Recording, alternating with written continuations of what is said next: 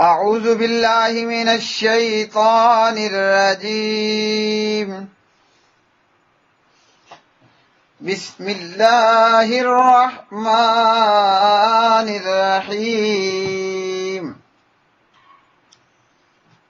لإيلاف قريش إيلافهم رحلة الشتاء والصيف فليعبدوا رب هذا البيت الذي أطعمهم من جوع وآمنهم من خوف. اللہ کے نام سے جو بے حد رحم والا نہایت مہربان ہے. قریش کے دل میں محبت ڈالنے کی وجہ سے، ان کے دل میں سردی اور گرمی کے سفر کی محبت ڈالنے کی وجہ سے تو ان پر لازم ہے کہ اس گھر کے رب کی عبادت کریں، وہ جس نے انہیں بھوک سے کھانا دیا اور خوف سے امن دیا. لإیلاف قریش، بوجہ مانوس ہونے کے قریش کے، ایلافہم ان کا مانوس ہونا، رحلتا سفر سے، الشتائی سردی کے، والصیفی اور گرمی کے، فلیعبدوا لہذا چاہیے کہ وہ عبادت کریں، ربا مالک کی، ھذا البیت اس گھر کے یعنی بیت اللہ، الذی وہ ذات جس نے اطعما کھانا کھلایا ہم ان کو، من جوع بھوک میں، وآمنا اور امن دیا ہم ان کو، من خوف خوف سے. پیارے بھائیوں اور میری بہنوں، سورۃ قریش، اللہ رب العالمین نے اس سورہ مبارکہ میں قریشیوں پر اپنے احسانات کو ذکر کیا. احسان اس لیے یاد کروایا جاتا ہے کہ بندہ احسان کرنے والے کا شکریہ ادا کرے. تو اللہ رب الرحمن فرماتے ہیں کہ قریش کے دل میں محبت ڈالنے کی وجہ سے، ان کے دل میں سردی اور گرمی کے سفر کی محبت ڈالنے کی وجہ سے، لإیلاف، آلفا یؤلف ایلافن، کسی کو کسی چیز سے مانوس کر دینا، کسی کے دل میں کسی چیز کی محبت ڈال دینا. اور اگر ہو آلفا یعلف الفن، کسی سے مانوس ہو جانا، کسی سے پریم کرنا، محبت کرنا. تو فرمایا لإیلاف قریش، قریش کے دل میں محبت ڈالنے کی وجہ سے اور ان کے دل میں سردی اور گرمی کے سفر کی محبت ڈالنے کی وجہ سے اللہ رب العالمین نے قریشیوں کے دل میں محبت ڈال دی. قریش، یہ کرش ان کی تصغیر ہے، کارشا یکرشو کرشن جمع کرنا. قریش اہل مکہ کا ایک مشہور قبیلہ ہے. اسی قبیلے قریش کے اندر حضور حضرت محمد الرسول اللہ صلی اللہ علیہ وسلم پیدا ہوتے ہیں. آپ علیہ الصلوۃ والسلام کے والد محترم کا نام عبداللہ، اور آپ کے دادا محترم کا نام عبد المطلب، اور آپ صلی اللہ علیہ وسلم کی والدہ ماجدہ کا نام حضرت بی بی آمنہ. نبی علیہ الصلوۃ والسلام قبیلہ قریش میں پیدا ہوئے. قریش کا نام قریش حرم میں جمع ہونے کی وجہ سے رکھا گیا. یہ ایک سمندر میں موجود خاص مچھلی جسے قریش کہا جاتا، یہ وہ مچھلی تھی جس مچھلی کے بڑے بڑے دانت تھے، اور یہ اپنے دانتوں سے سمندر میں موجود دیگر مچھلیوں کو کاٹ کھاتی، اور سمندری مخلوق اس مچھلی سے بڑی ڈرتی ہے. تو قریش کا نام قریش، جس کا معنی جمع ہونا ہے، حرم پاک میں، بیت اللہ میں، مکہ میں جمع ہونے کی وجہ سے ان کا نام قریش رکھا گیا. جبکہ اس سے پہلے یہ لوگ مختلف علاقوں اور جگہوں میں یا مختلف وادیوں میں، قبیلوں میں یہ بکھرے ہوئے موجود تھے. حضور حضرت محمد الرسول اللہ صلی اللہ علیہ وسلم کے جد اعلیٰ جناب حضرت محترم قصی بن کلاب، انہوں نے اپنے سارے قبیلے کو اکٹھا کیا، جمع کر لیا اور مکہ کے اندر آ کر انہوں نے رہائش اختیار کی، اس لیے ان کا نام مجمع بھی پڑ گیا۔ تو ادھر ادھر سے اکٹھے ہو کر بیت اللہ میں جمع ہونا، وہاں رہنا، ان کا نام قریش پڑا۔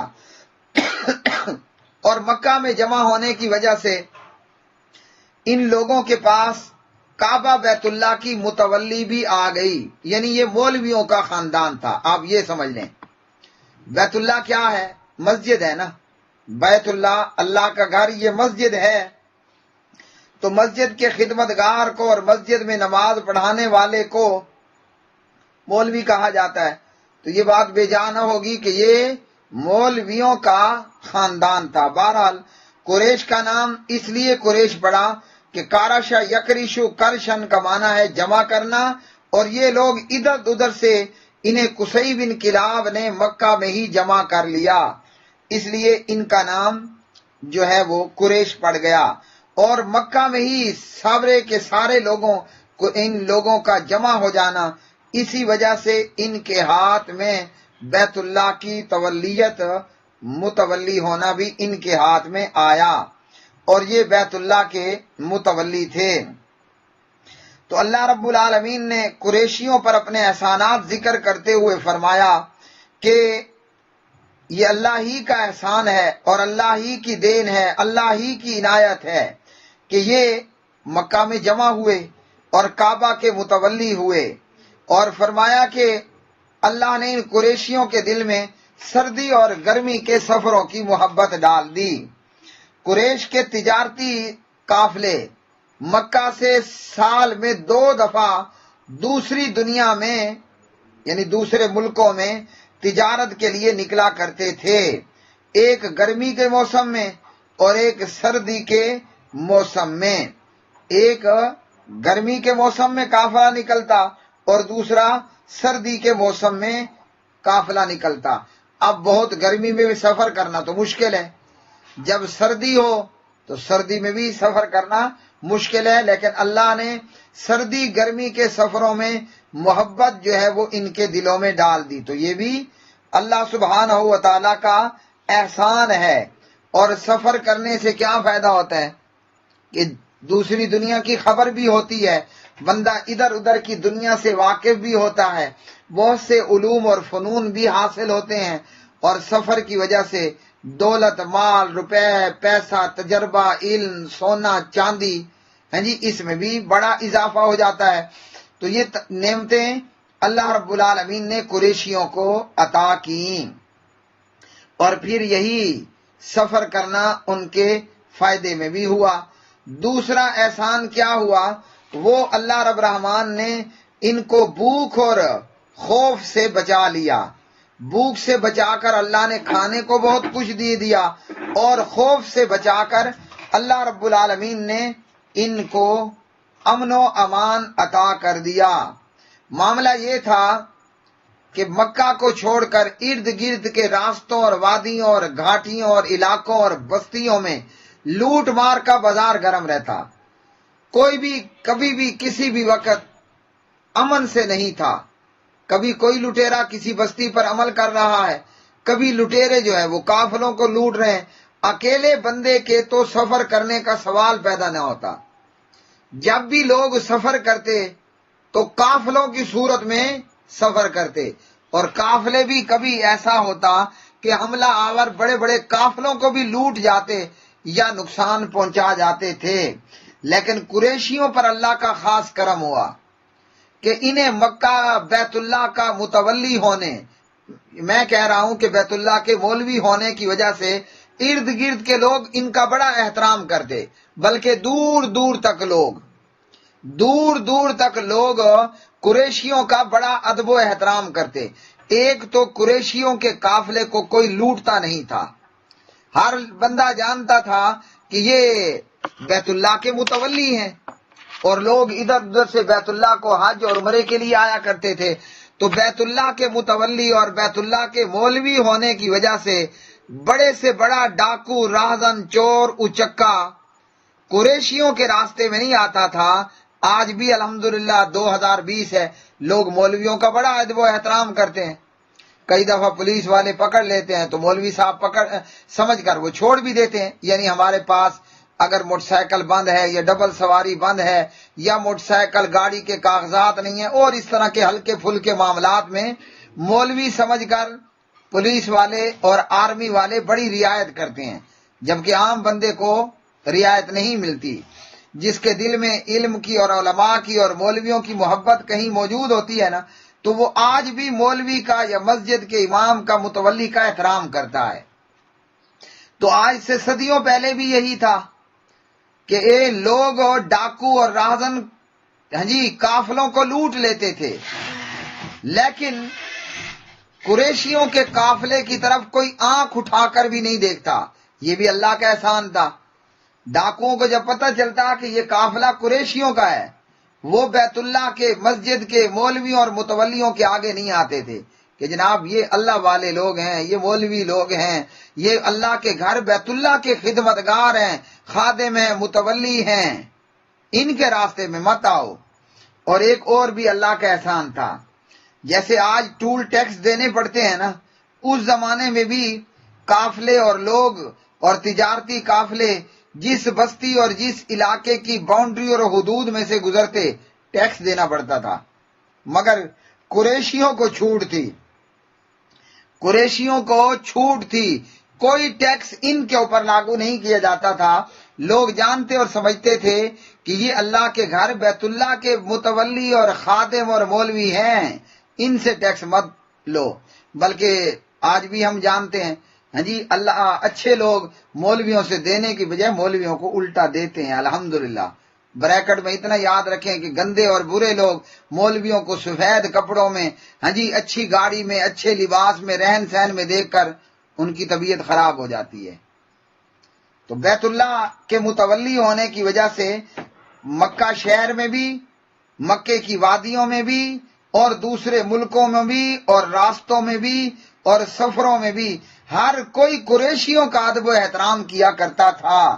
لیکن قریشیوں کا حال یہ ہے، انا للہ و انا الیہ راجعون، کہ وہ اللہ اکیلے کو پوجنے کی بجائے لات کو پوج رہے ہیں، منات کو پوج رہے ہیں، عزا کو پوج رہے ہیں۔ تو اللہ رب الرحمن نے اپنے احسانات کو ذکر فرمایا اور فرمایا کہ احسان کے بدلے تمہیں یہ کرنا چاہیے کہ تم بیت اللہ بیت اللہ کا جو رب ہے اس کی عبادت کرو۔ معلوم ہوا بیت اللہ وہ مخلوق ہے۔ فرمایا کہ تم پر لازم ہے کہ اس گھر یعنی بیت اللہ کے رب کی عبادت کرو۔ اب عبادت تو مکہ کے مشرک کرتے تھے، یہ طواف ہے، نماز ہے، یہ عبادت تو وہ کرتے تھے۔ مطلب ہے کہ وہ عبادت کرو کہ جس عبادت میں اللہ کے ساتھ کسی کو سانجی اور شریک مت بناؤ۔ وہ اللہ کو بھی عبادت اللہ کی بھی کر لیتے اور اللہ کے ساتھ اللہ کے شریک بھی بنا ڈالتے۔ بیت اللہ میں کم و بیش 360 بت موجود تھے، لات کا، منات کا، عزا کا، یہ بت بھی موجود تھے۔ تو وہ عبادت تو اللہ کی کرتے تھے، لیکن ایسی عبادت تھی کہ جس میں شرک موجود تھا۔ وہ اللہ کی عبادت تو کرتے تھے مگر رحمان اور رحیم کا انکار کرتے تھے۔ اللہ کو ایسی عبادت نہیں چاہیے۔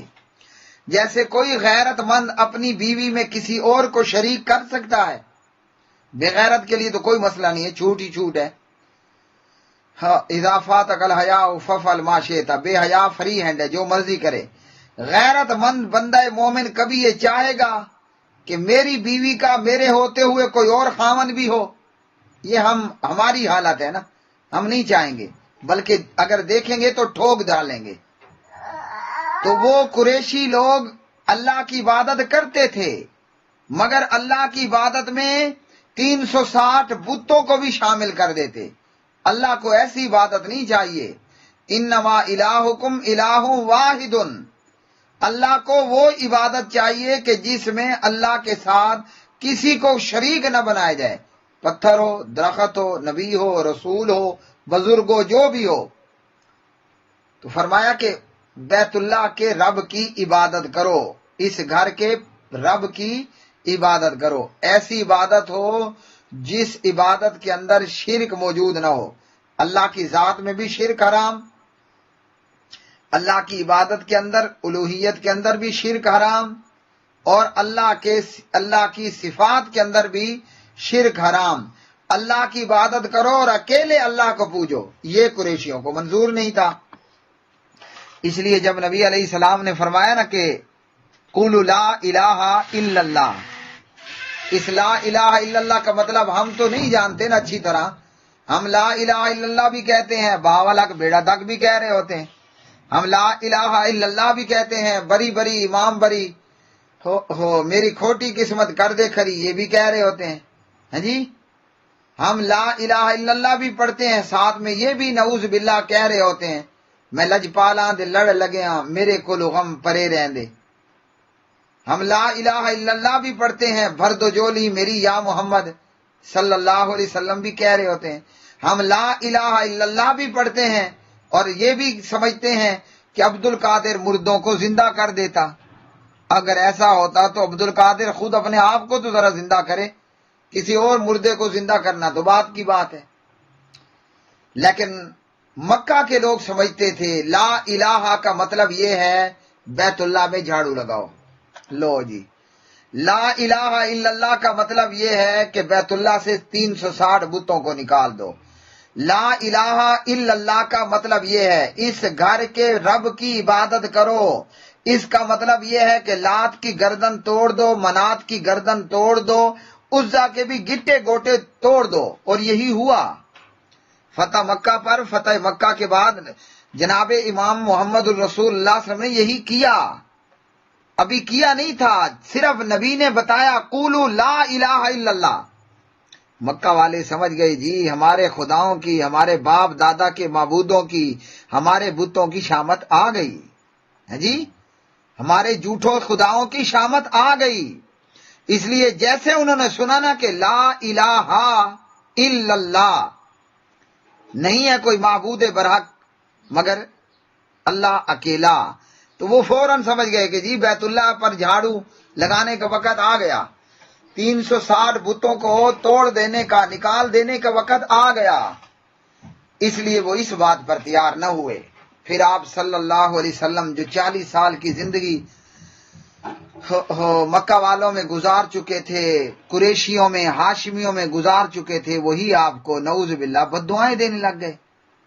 جب آپ نے کہا نا کہ لا الہ الا اللہ، بد دعا دینے والے میں پہلا نمبر آپ کے چچا ابو لہب کا تھا۔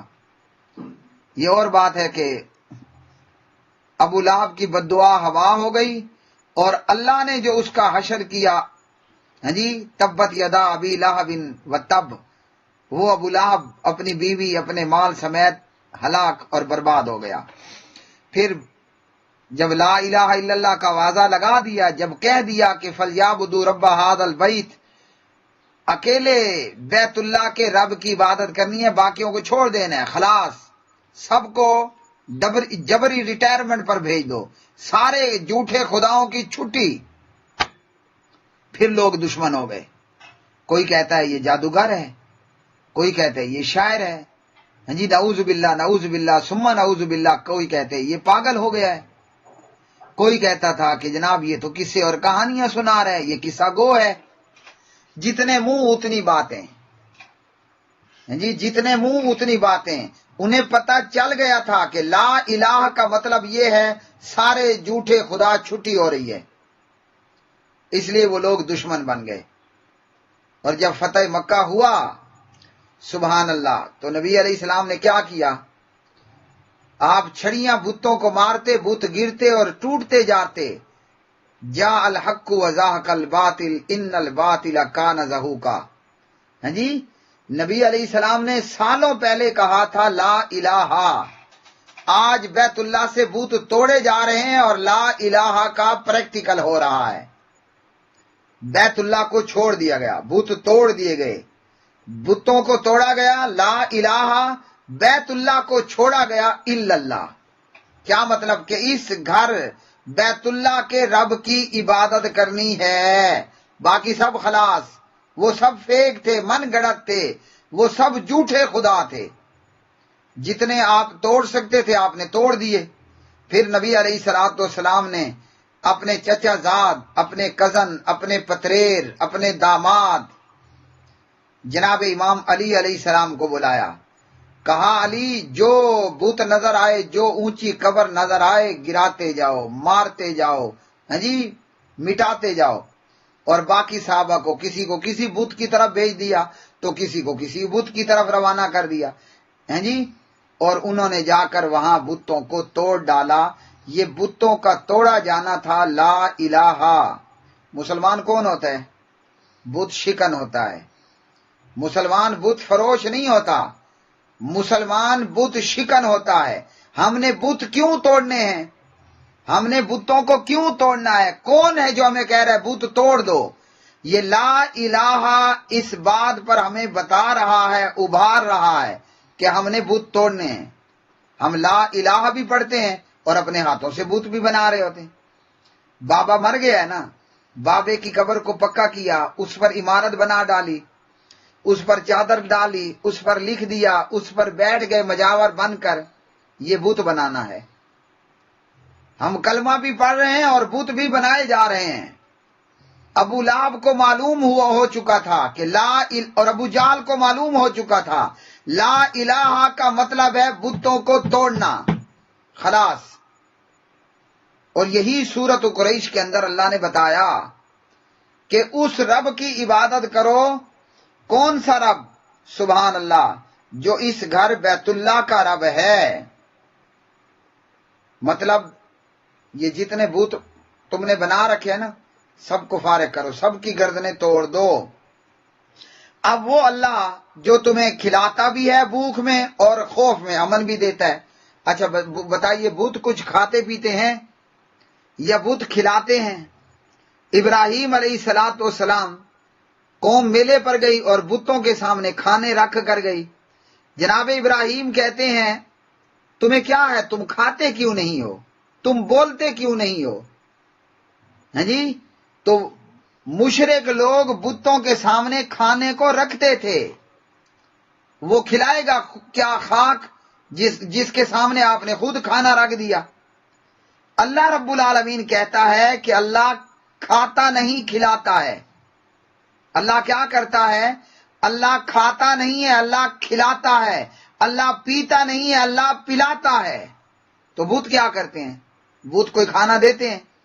بت روٹی دیتے ہیں؟ کچھ بھی نہیں دیتے۔ بت پانی دیتے ہیں؟ کچھ بھی نہیں دیتے۔ بت ہمارے خالق ہیں؟ نہیں جی، خالق تو اللہ ہے۔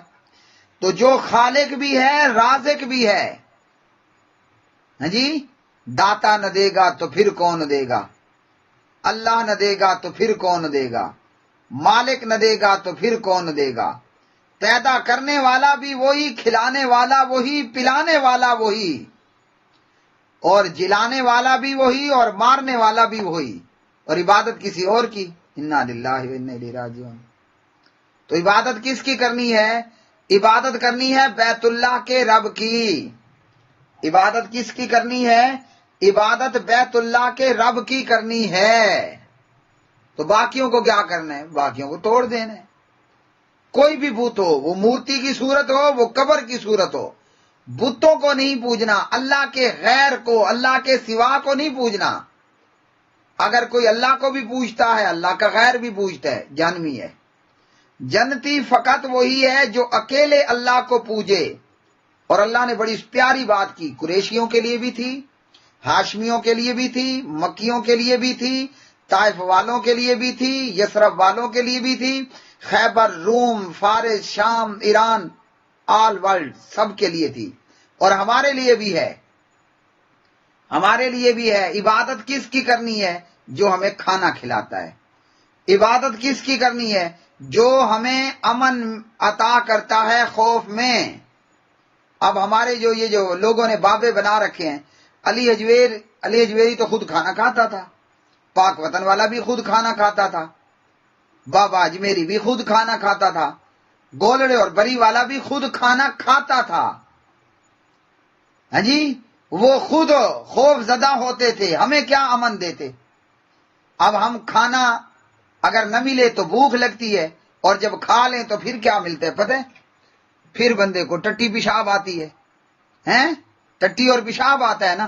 اگر آپ کو پخانا آیا ہے اور آپ کو لیٹرین نہیں مل رہی تو کیا خیال ہے؟ آپ خوشی سے دانت نکالیں گے یا ڈر کے مارے پریشان ہوں گے کہ کہیں میری پوٹی میری شلوار میں نہ نکل جائے؟ بندہ ڈر کے مارے جلدی جلدی ادھر ادھر پوچھتا ہے بھائی لیٹرین کہاں ہے؟ کیوں جی؟ مجھے پخانا آیا ہے، پوٹی آئی ہے۔ تو بابا حجویری تو خود، یہ پیر بزرگ یہ تو خود کھاتے تھے، پخانے کے وقت ڈر کے مارے جلدی جلدی لیٹرین جاتے تھے کہ کہیں پخانا پوٹی ہماری ستن شلوار میں نہ نکل جائے۔ وہ خود کھانے کے محتاج، وہ خود امن کے محتاج، اور ہم پوجنے لگ جائیں ان کو۔ ارے ظالمو، تو بیت اللہ کے رب کی عبادت کرنی ہے، وہ رب جو بھوک میں کھانا کھلائے، وہ رب جو خوف میں امن عطا کرے۔ تو بت کھانا کھلا سکتے تھے، ان کے سامنے تو خود کھانے رکھے جاتے۔ کیا یہ ہمارے مرے بابے یا زندہ بزرگ جن کی پوجا کی جاتی ہے، یا زندہ شیطان جن کی پوجا کی جاتی ہے، کیا یہ کھانا کھلا سکتے ہیں؟ وہ تو خود کھانے کے محتاج ہیں۔ پیر پہلے آپ کھائے گا تو پھر آپ کو کھلائے گا نا، پیر تو خود کھانے کا محتاج ہے۔ اب پیر کو بھی ٹٹی آئی ہو، پخانا پیشاب آیا ہو، پوٹی آئی ہو، اور مرید کو بھی پخانا اور پوٹی پیشاب آیا ہو، مجھے بتائیے یہاں کیا ہوگا؟ پیر کو زوروں کا پخانا آیا ہے، پیشاب پوٹی آئی ہے، مرید کو بھی یا مریدین کو بھی پخانا پیشاب آیا ہے، لیٹرین ایک ہے۔ پیر کتنے لوگوں کو کہے گا آپ پہلے چلے جاؤ، آپ پہلے جاؤ؟ وہ کہے گا مجھے پہلے جانے دو، میری سلوار خراب نہ ہو جائے۔